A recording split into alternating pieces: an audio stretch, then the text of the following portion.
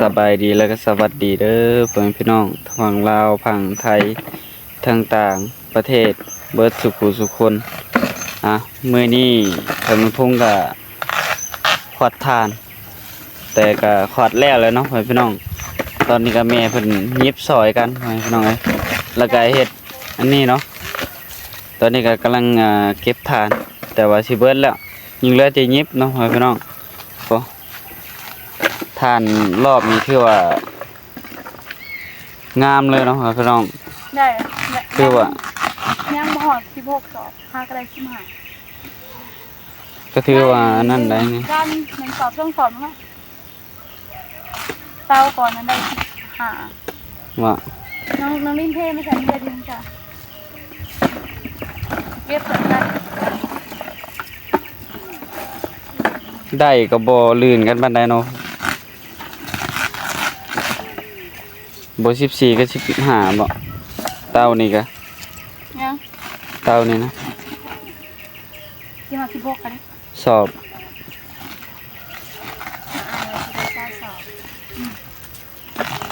หอดตาไปหน่อยเนาะบ่ฮอดเช้าเซยคือว่าได้บ่กี่ลายนี่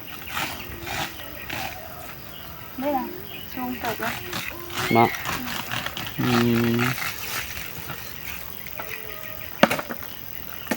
เอาทางของแม่พร้อมเนาะแม่เพิ่นก็กำลังจูดอยู่ความแล้วนะคุณนะของแม่ก็กำลังจูดอยู่เนาะกำลังใหม่น้อยหนึ่งของแม่นะบ่ว่าเราสิได้จักสอบแต่ของน้องทงเพิ่นนะได้40 ป้ายแล้วบ่ทาใหม่เบิดนะบัดนี้เพราะว่าของเรามีแต่ใหม่เก่งเด้อของเฮาบ่ได้ประมาณ17นี่ละไปเนาะ16 17สิประมาณนี้แหละเพราะว่าตัวนี้ก็ยังบ่เบิดยังเหลือน้อยหนึ่งนี่อันนี้มันจะ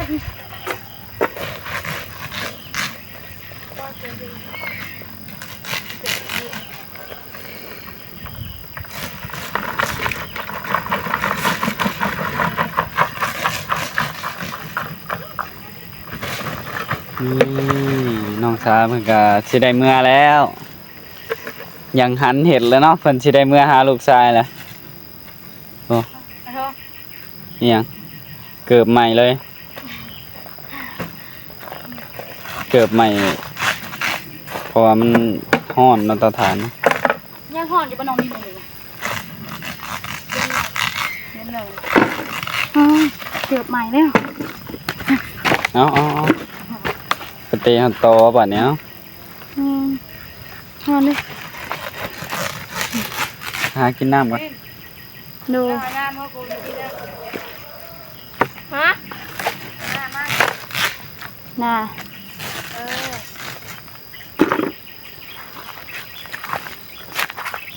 โอ้ฝาดอังมาฟังน้องวินเลยปลาท่องไอ้ทงไปยังไปกินน้ำเนาะไอ้ทงตักมาให้ทางน้องสาเลยเด้อ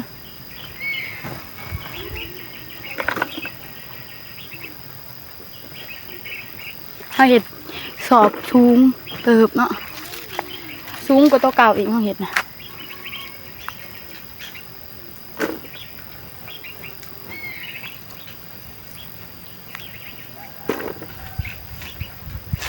โอ้น้องลินเก็บถ่าไอ้ทงตักน้ำมาให้กินหน่อยเด้อ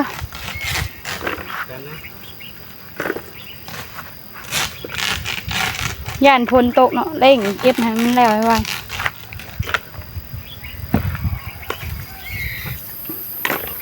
ผมน้องลินเก็บถ่าอยู่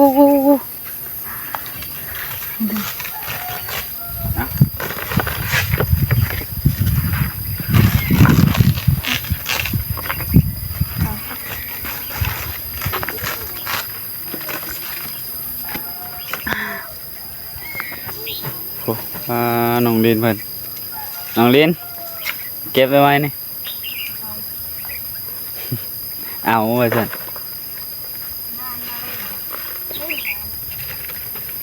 ได้แต่ก้อนงามๆเลยเนาะเตานี่พ่อพี่น้องแต่ก็เตานี่ก็อาจจะได้17 18 สอบหอดได้17ฮอดได้17บ่ได้หัน5 กับ16เนาะ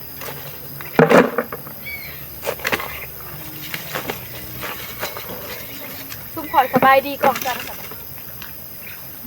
ยัง ดูไปสบายดีจ้ะ สบายดีกันสบายดี น้อยสบายดีสบายดี ทางเมียเพิ่นก็ซอยเนาะผมเราไปเรียนนาทานอยู่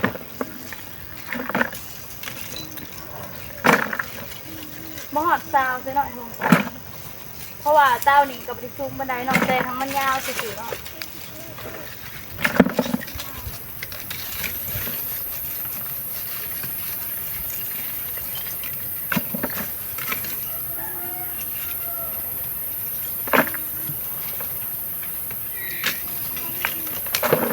น้องนี่ไปสอบมาใส่เลยเดี๋ยวเก็บค่ะ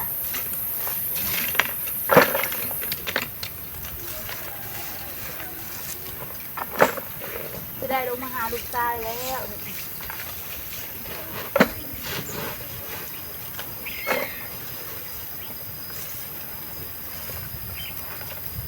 คิดว่าที่เราจิ้มหาเนาะทางหัวมาหอดเนาะเพราะว่าเต้าก่อนเท่ากันเท่าไรทางหัวไอ้โถ เนาะ เต้าก่อนเท่า11เนาะทางหัว อ่า แต่ตัวนี้ติดสอบเลยได้11สอบตอนนี้ค่ะทางหัวมัน เนาะ แม่ เป็นผัวได้11ทั้งก้นมาได้10 หา ได้5ทั้งก้นได้5ทั้งปากจูดมันได้5ถึงหัวได้11แม่นเถอะ มาก็ได้16สอบนะแม่บอก16ทางหัวได้ทางหัวได้11แล้วตอนนี้12ทางหัวมันได้ซะเก็บได้เป็นมาเรียก ทั้งหัวได้12สอบถือว่าลื่นไปสอบหนึง เพราะว่าเฮาเฮ็ดเต้าต่ำเนาะตัวนี้ บางทีเต้าอาจจะบ่ค่อยใหญ่ปานใดไล่เลี่ยกันกับเต้าตัวก่อนๆนะเนาะ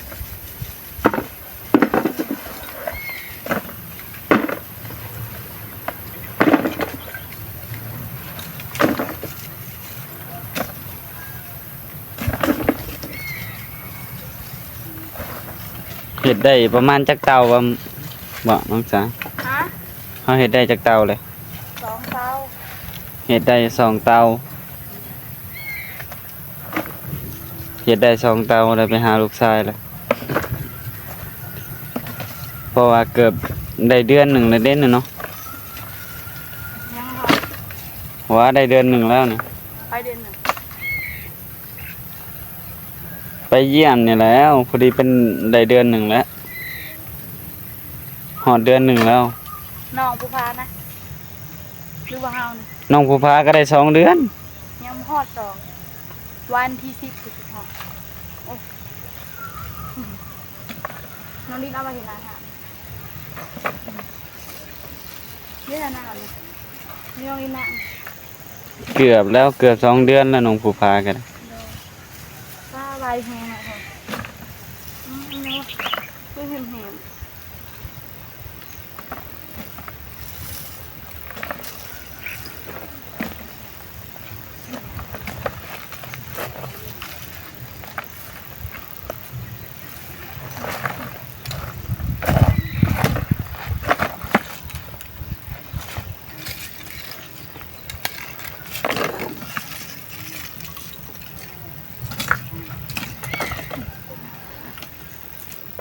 รอบนี้ได้ทานนาทานงามนะรอบนี้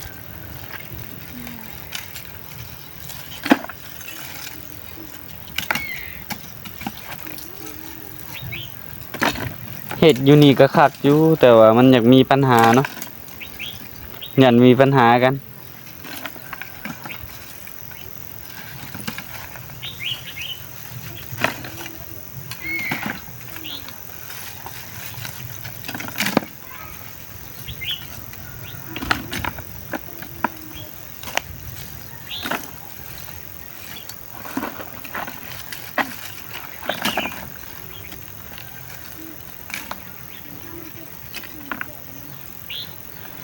ไม่หรอก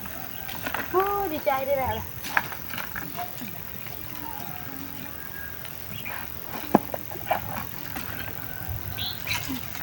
เชื่อแล้วไป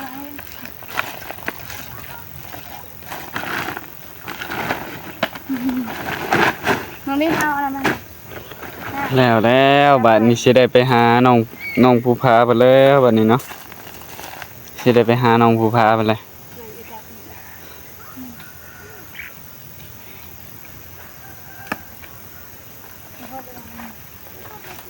แล้วเนาะโอ้ทางแม่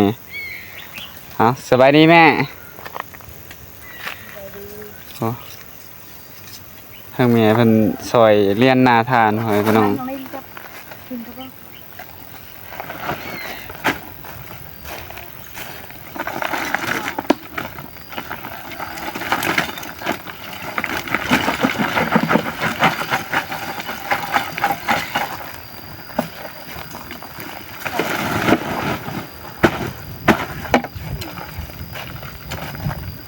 พอดีแล้วบ่จักนี่บ่น้องค่ะ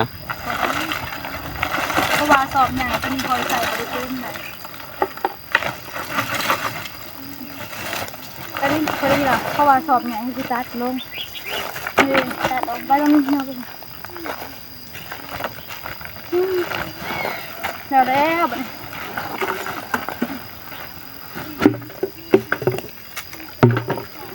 เก็บหน้าทานจังหวะนี้เป็นอย่างนี้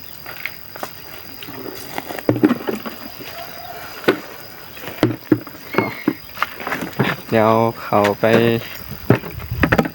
เบิ่งทางแม่เพิ่นเลี้ยนนาทานหอยพี่น้อง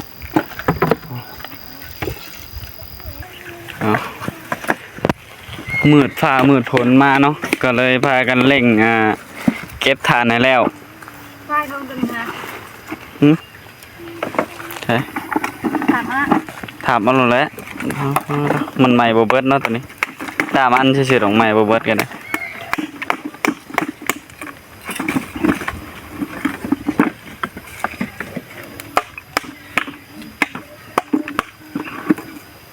จำเงินไว้ดังไพ่หนึ่งข้างใหม่บดขึ้นลูก โอ้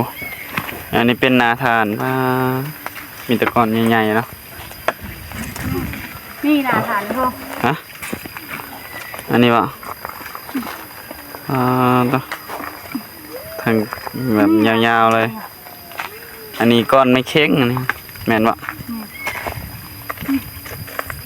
คนมาบนเนาะ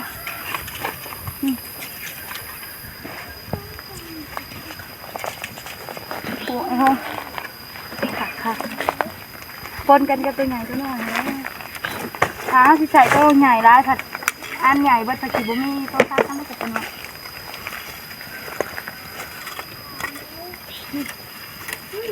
นาฐาน นี่ไม่เค้งอันนี้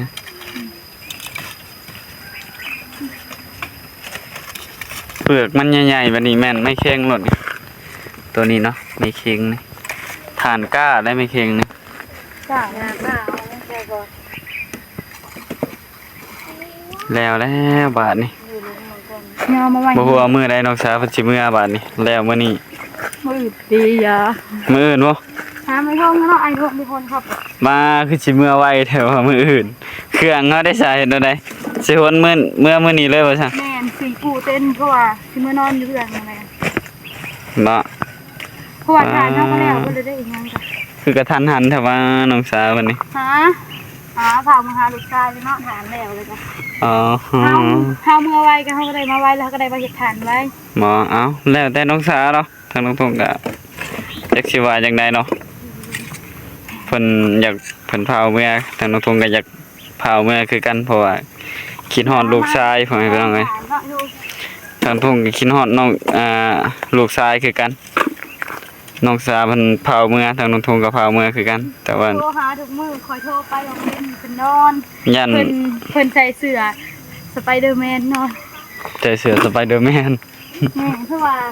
ทางแม่เฒ่าเพิ่นซื้อให้เด้สุดจ้ะ บ่ แม่นเบิ่งทางแม่เฒ่าเพิ่นกาแฟร้านนะ กระแพงนั่นแหละเนาะหลาน ทางแม่น้องสายเนาะซื้อเสื้อให้ลูกทั้งน้องสาเนาะ บัดน้องภูผามาพี่ทั้งอันแม่ทางอีแม่ก็สิแพงคือกันบ่จักหรือว่าจังได๋แม่ สงสัยสิเอาเบิดอันนั้นเบิดเป็นแล้วนักเวพอดีสิบอกเลย อ๋อคือบ้าเหรอ เพื่อนจะเอามาแล้วทางแม่เพิ่นที่อยากให้เอามาเนาะ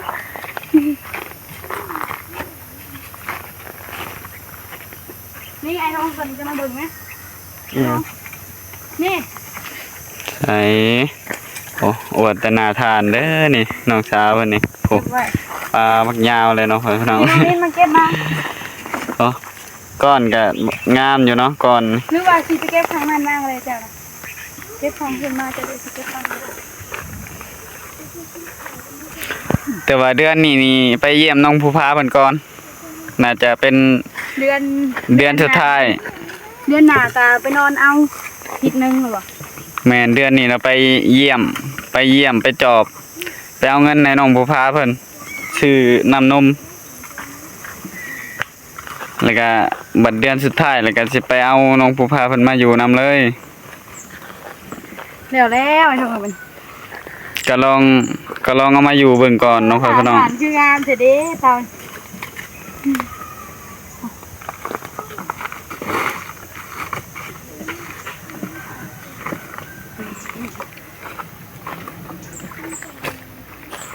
หน้าแพงร้านแพงค่ะก่อนเฮาสิเมื่อก็ต้องเอาข้าวมาให้ทางแม่เพิ่นไว้เพิ่นได้ถูกสมชาแม่เพิ่นปลอดฐานเนาะ แม่น แม่ก็ไม่ข้าวกินแล้ว แม่ก็เบิดข้าวกินละบาดนี่ ได้หกทานแล้ว ทานก็จูดแล้วเนาะควันกลุ่มๆอยู่พู้นพี่น้องเนาะ จูดนี่กับเป็นขีดผูกบ่แม่แล้วทานจัง ควันกลุ่มๆอยู่เนาะโอ้ พงเฮาเบิกกระทงจักคืนฐานเฮาหานะ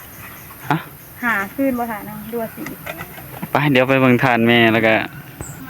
เอาโดยเนาะนี่ต่อทานทั้งแม่ถือว่าโยกไปหลายเติบทั้งแม่เพิ่นเอาขี้ดินเนาะพี่น้องแต่ว่าขี้ดินอันนี้มันแบบเราจูดหลายเทื่อแล้วเนาะก็ถือว่าแบบเราจูดได้ง่ายพอพี่น้องเอ้ยโดยถือแบบเตาใหญ่ๆเนี่ยจักหน่อยเนาะพี่น้องเนาะโดยโอ้เราขุดเอาอยู่ในนี่ขุดขี้ดินเลยเนาะถมนี่โดยเอาบัดนี้ทางน้องคงก็สิได้จบคลิปไว้เพียงเท่านี้เนาะก็ขอบคุณทั้ง FC เบิดทุกคนเนาะที่เบิ่งคลิปของน้องทงตั้งแต่ต้นจนจบที่บ่ข้ามโฆษณาเนาะทางน้องทงก็สิขอลาไปก่อนขอกล่าวคำว่าสบายดี